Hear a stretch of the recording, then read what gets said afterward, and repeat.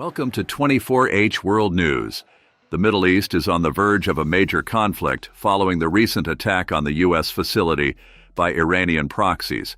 Relations between the United States and Iran are currently at an all-time low, evoking memories of a bygone era. While Washington carefully considers its options, the entire world is keeping a close eye on the Middle East situation.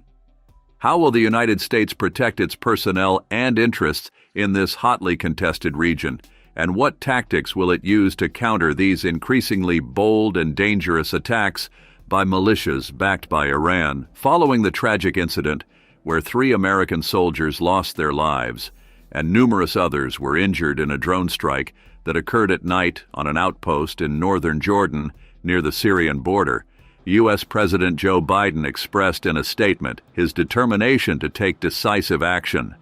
Lloyd Austin, the U.S. Defense Secretary, expressed shock and sadness over the killings and made it clear that those responsible would pay a price. President Biden declared today that a choice had been made.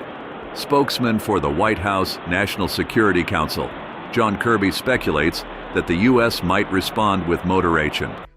Additionally, U.S. officials have stated that some strikes might involve covert operations and cyber attacks and might not be immediately apparent. Let's now evaluate the current state of affairs that has raised tensions between Washington and Tehran. The supporters of Tehran are beginning to disperse, but the U.S. military is ready for a massive and all-encompassing response. A comprehensive U.S. military operation against Iran began with the recent attack on a U.S. military post on the Syrian-Jordanian border, which resulted in the loss of U.S. servicemen. The U.S. military quickly placed all of its bases in America, Europe, Israel, Turkey, Jordan, and the Middle East on high alert as Iran withdrew from its positions in Syria with apprehension and fear. In addition, the United States maintains a sizable and combat-ready naval presence in the Mediterranean and Red Sea. The pro-Iranian militias are extremely alarmed by the preparations and statements. The United States and Jordan have coordinated flawlessly, enabling the U.S. forces to launch retaliatory strikes against Iranian-backed militias in the area. The enormous ramifications of this possibility have prompted organizations backed by Iran to decide to leave the area, particularly Syria. According to reports, Iranian militias in southern and southeast Syria have been rapidly withdrawing personnel, equipment, and structures, indicating their increasing concern over a potential U.S. attack. According to the Iranian Resistance Organization, there have been rumors that armed militia units near the Syrian border have left the conflict zone. Iran operates a sizable number of military facilities in Syria. More than 110,000 members of pro-Iranian groups and the Iranian Revolutionary Guards are housed in these facilities. In Syria, there are numerous armed groups, each with a sizable number of members, such as Asaib Ahl al-Haq, HEZBOLLAH, Badr, and the IRGC. To avoid possible U.S. retaliation, about 110,000 members and commanders of pro-Iranian aggressor groups have fled. While the U.S. gets ready for a massive response, everyone is in a panic. Many pro-Iranian and IRGC personnel have quickly left the outposts in the area and evacuated. The Pentagon is currently making arrangements in the interim. The world is watching President Biden's move on the Middle East issue with great anticipation. Soldiers in the area are presently being redeployed by the Pentagon to DEFCON Delta and DEFCON Charlie locations. When 3 US Airforce B-52 long-range strategic bombers arrived in Israel, the Iranians were clearly rattled. The Israeli Air Force leads the way as groups backed by Iran and the Iranian Revolutionary Guards attempt to evacuate locations in Syria. Israeli jets destroyed an Iranian Revolutionary Guard bastion in Damascus on Sunday night. In the meantime, U.S. Navy and Air Forces were dispatched to various parts of the globe. A number of U.S. Air Force KC-135 aerial refueling tankers, mainly from the Mart Air Reserve Base in Southern California, were reportedly en route to the United Kingdom and Europe yesterday, according to reports that surfaced.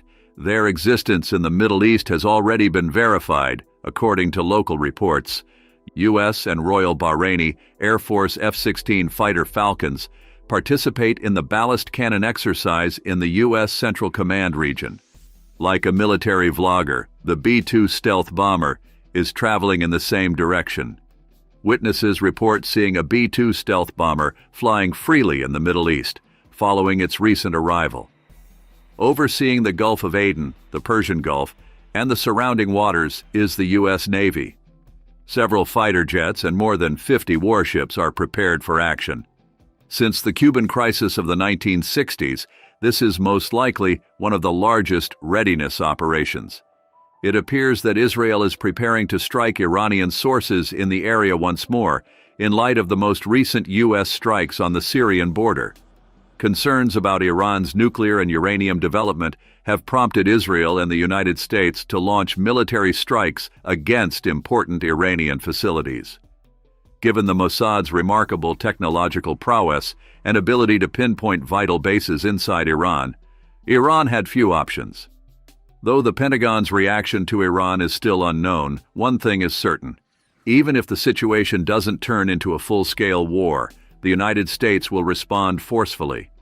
Given that tens of thousands of its allies are escaping and Iranian-backed militias are abandoning over 570 military positions in Syria, I wonder how Tehran would respond to the situation. It's an interesting scenario, and I look forward to seeing how it plays out. The leadership in Tehran is extremely disturbed. In order to carry out a direct attack on the U.S. military, the U.S. must assert its right to a potent retaliation, a matter that Washington takes very seriously. 20 kilometers to the north of Tower 22 is the U.S. military installation at Al-Tanf in Syria. For U.S. forces in Syria, particularly those positioned at Al-Tanf close to the border, the Jordanian complex is vital in supplying supplies. The location of the site is close to the borders of Jordan, Syria, and Iraq. There were reports of a sizable presence of militants in the nearby villages. But things are about to change because these armed groups are now dispersing from the locations where they were operating covertly. The U.S. is adamantly against militias that receive support from Iran. Washington seems utterly confident in its capacity to strike back. Furthermore, Israel's strategic significance in the region cannot be emphasized due to the United States' strong backing for it. Israel has consistently targeted Iranian military locations and outposts in Syria, particularly from the Golan Heights, during the ongoing conflict with Hamas. The air bases in Aleppo and Damascus sustained significant damage as a result of the airstrikes. Iran made use of these two air bases to create a strong logistical network and make it easier for its militias to receive military supplies. In light of the possible U.S. retaliation strike in Syria, what kind of scenario should we anticipate in the region? Now let's look at Syria's overseas facilities to discuss this issue. With so many foreign military outposts, it's hardly surprising that Syria has become a hotbed for world powers to demonstrate their might and settle disputes. At the beginning of 2022, Syria hosted 830 foreign military installations.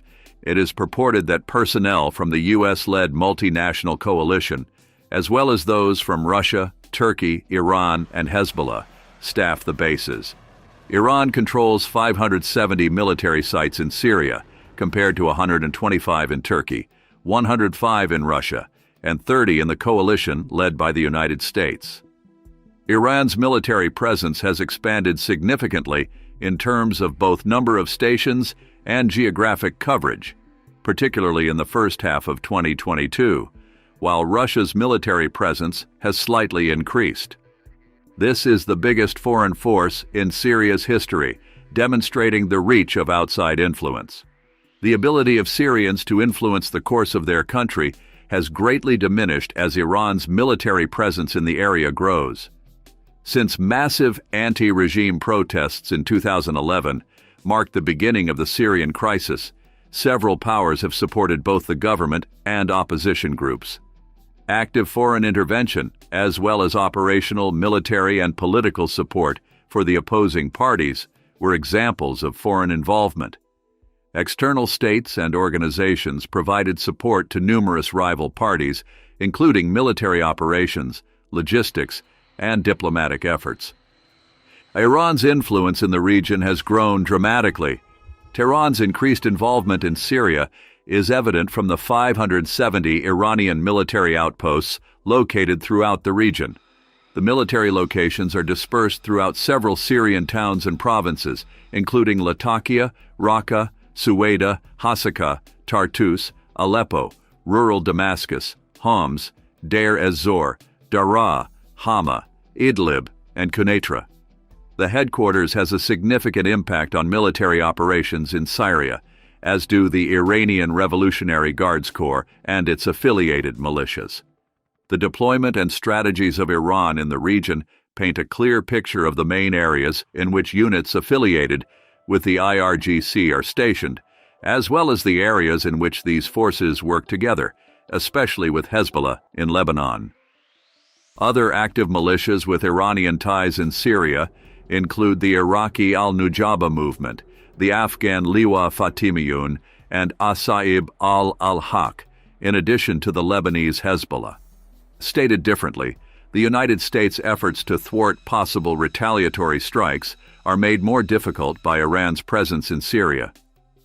The way the region's geopolitical dynamics and military strategy are handled in response to these militia attacks will be crucial. The possibility of a coordinated response from the US and Israel, Turkey's membership in NATO, and Russia's position in this crisis are all important considerations that could tip the scales of power in the region. With all eyes on it, the United States has the ability to drastically alter the trajectory of Middle Eastern conflicts and reshape regional politics. Thank you for watching us.